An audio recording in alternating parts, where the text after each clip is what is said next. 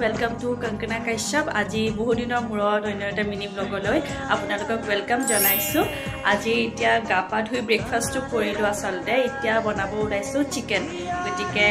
doctor continue কৰিব পিছে এটা ট্ৰেজেডি হ'ল চিকেন বনাবৰ কাৰণে ইতিয়া আলু মাত্ৰ দুটা আছে ইতিয়া আকৌ যাব লাগিব আলু আনিবৰ কাৰণে সব লোক আমি আলু আনিব যাম আলু আনিব ইয়াতে পুৰা বৰষুণ দিছে বতৰটো খুব ঠাণ্ডা আমাৰ অসমৰ ফালেও ইতিয়া খুব ঠাণ্ডা পৰিছে ইয়াতে অসমতকৈ অলপমান কম কিন্তু খুব ঠাণ্ডা আৰু ৰাস্তাটো খুব ধুনীয়া